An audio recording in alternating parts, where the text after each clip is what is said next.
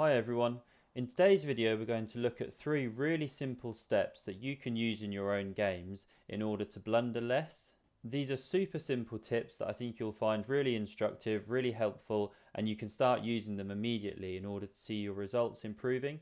And if you stick with me to the end of the video, I'll even chuck in a bonus tip at the end that will help you really cement all of this when you're trying to apply it under time pressure in real online chess games or even over the board. So the first step I'd recommend you take in every position is do a check for unprotected pieces. So this is where you look at your own position, you look at the pieces you have on the board, and you ask yourself, are any of my pieces currently unprotected? This position we can see on the board here was actually taken from a recent game that one of my students played. And if they'd taken that time to do a quick unprotected pieces check in this position, then it could have helped them avoid a blunder which they went on to make. So if you pause the video here, you can take a quick look for yourself and ask yourself which pieces are unprotected. Otherwise, we'll just carry straight on here. So we can see first of all that white has a knight unprotected on the b4 square. And also behind that, we have the b2 pawn, which is unprotected. So white has 2 unprotected pieces in this position. And then there's a second very important thing to note in this position. And this brings us on to the second step that you can do as part of your 3-step blunder checks in each position before you move.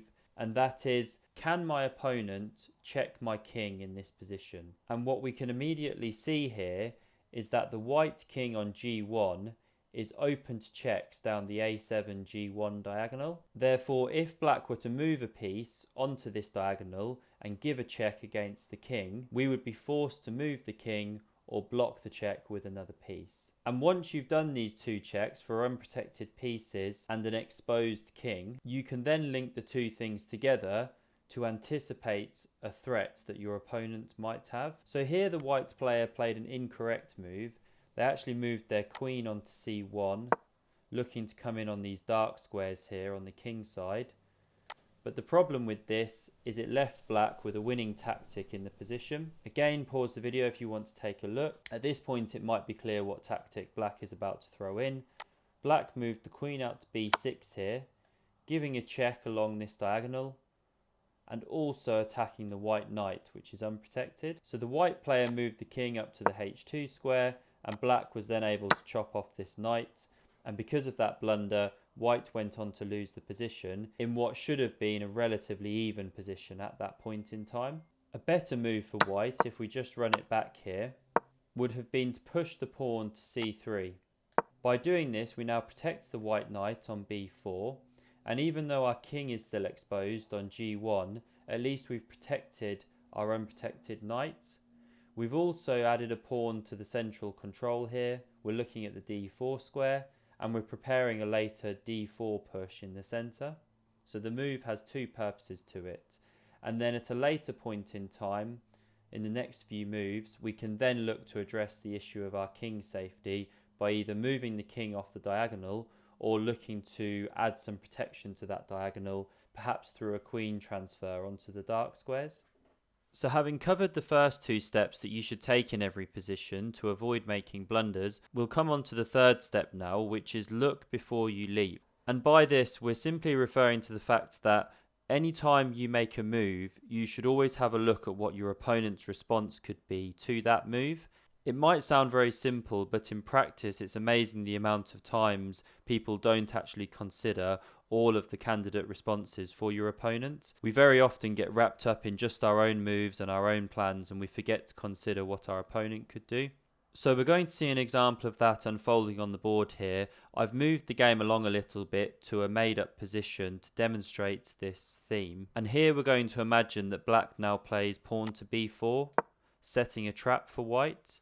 Again, if you pause the video, you can have a think about what trap black has set for white here. But we'll continue on at this point with white falling for the trap and taking the pawn on b4.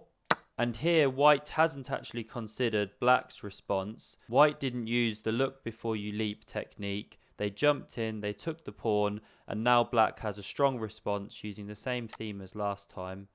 Check on b6, followed by capturing the knight once the king moves. So this is my third and final tip as part of your blunder check 3-step technique. Make sure you look before you leap and consider your opponent's moves. So to recap the 3 steps that you can take to blunder less, number 1 is look out for unprotected pieces. Number 2 is look out for checks against your king.